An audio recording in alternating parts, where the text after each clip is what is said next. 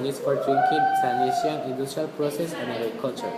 One of the many problems associated with the availability of water resources is that adequate supplies of fresh tap water are not always available where they are needed. In addition, excess rainfall causes flood and loss of life, whereas water insufficiency for agriculture is the root cause of droughts which can lead to famines. The World Bank has estimated that more than 700 million people in 43 countries are currently regularly affected by power poverty.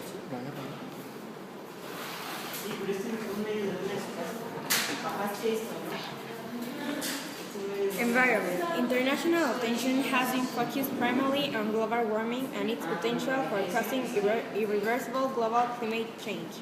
As a consequence, most of us have come across the concept of the carbon footprint. In simple terms, this is a measure of the amount of CO2 emitted by a household or organization over a certain period of time. Today, many businesses and organizations formally calculate their annual carbon footprints and use the data for energy efficiency planning. There is, however, another global environmental issue that is calling for even more urgent international attention and action: water resources. Planet Earth has a limited amount of fresh water available to meet all of our needs in drinking, sanitation, industrial and processes, and agriculture.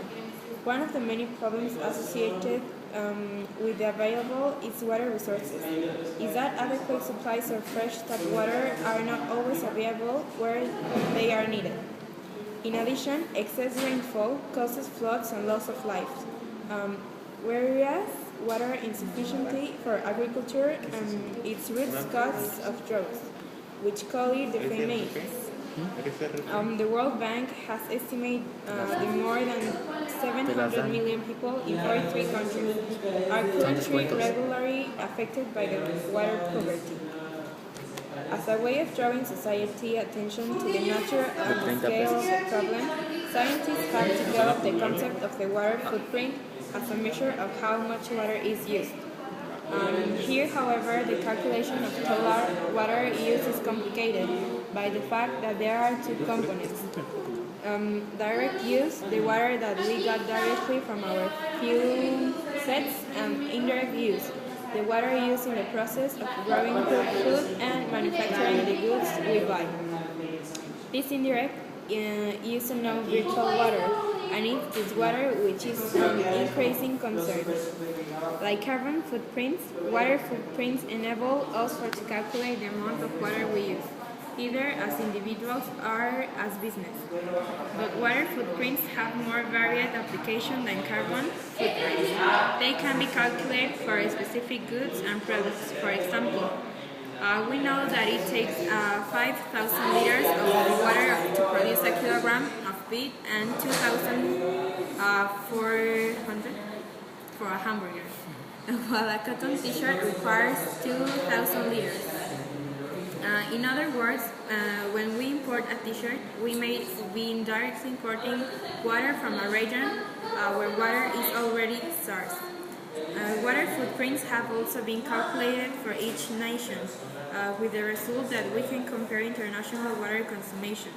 The World Water League table shows that the U.S. is the biggest offender, with a water footprint and almost 2,000 cubic footprint is close to the global average of 1,243 cubic meters per day per capita.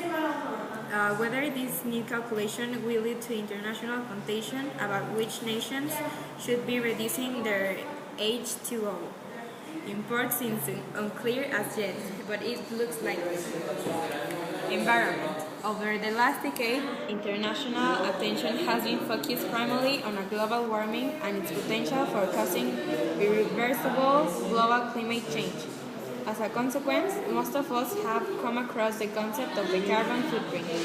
In simple terms, this is a measure of the amount of CO2 emitted by a household or organization over a certain period of time. Today, many businesses and organizations formally calculate their annual carbon footprint and use the data for